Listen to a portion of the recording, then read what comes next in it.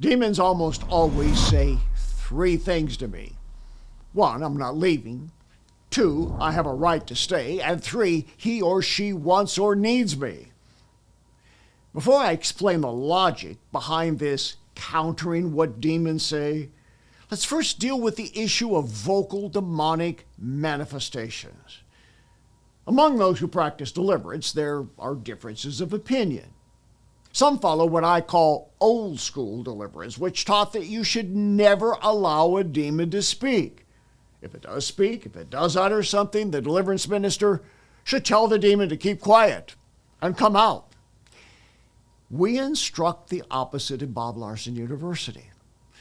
I don't have time in this blog to develop the entire thesis behind commanding demons to speak.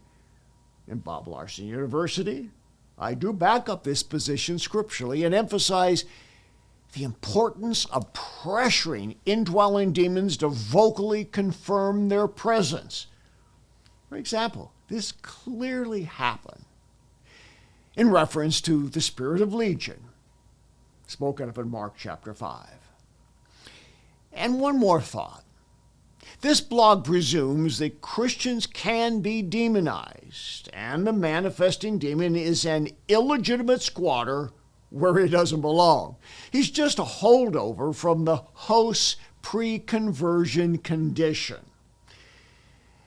And in addition to the scriptural paradigm of deliverance set forth in the Gospels, there are practical considerations concerning demonic utterances.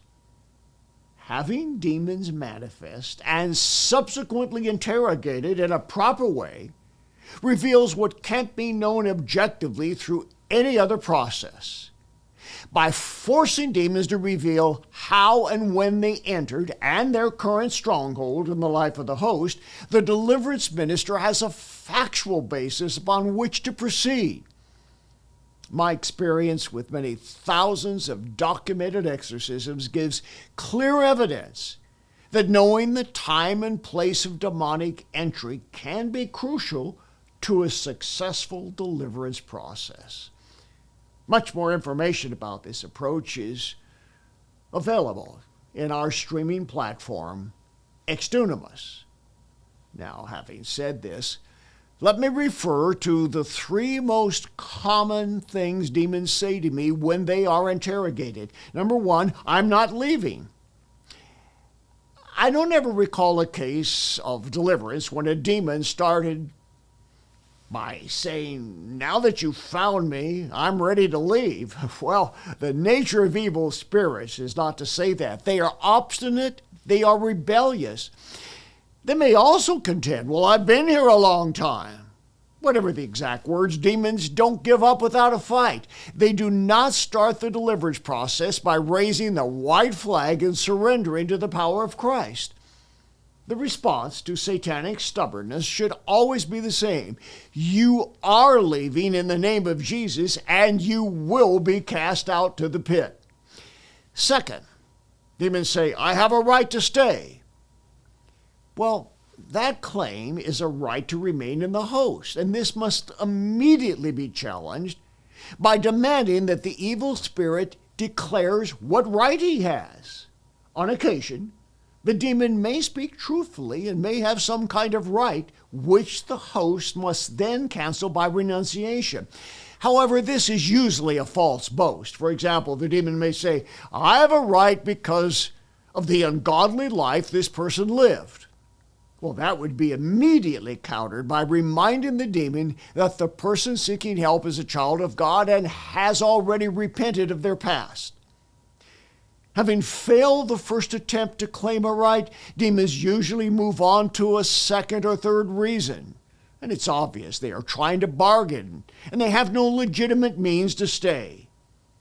In the rare case where the demon does have a right, which hasn't been canceled by the blood of Christ, the deliverance minister simply needs to lead the supplicant in prayer to nullify that right. And the third thing they say is, he or she wants or needs me. Having failed to establish a legal right and admitting that their boast of remaining has no logical grounds, a desperate demon will then try to claim they can stay because the host wants or needs them. I've heard demons argue on this basis several different ways. The evil spirit may say, "This person is so damaged and weak, they can't survive without me giving them strength." Or the demon may argue, "He or she has never known life without me. I have been there since birth, manipulating their decisions and emotions, and they are incapable of surviving on their own." Such arguments are easily countered by scriptures such as 2 Corinthians 12, 9 through 10. "When I was weak, then I am strong, because the grace of Christ is sufficient." To summarize, Christians can be demonized. Their demons may try to cleverly avoid expulsion by disingenuous and unbiblical reasoning. Quickly countering the false claims of evil spirits undercuts their reasoning and their falsely claimed rights. Remember, demons are liars. Jesus explained in John 8:44 that the devil was a murderer from the beginning and does not stand in the truth because there is no truth in him. When he speaks a lie, he speaks from his own resources, for he is a liar and the father of it. Your financial support and prayers make it possible for us to bring hope for the hurting and freedom to those in spiritual bondage.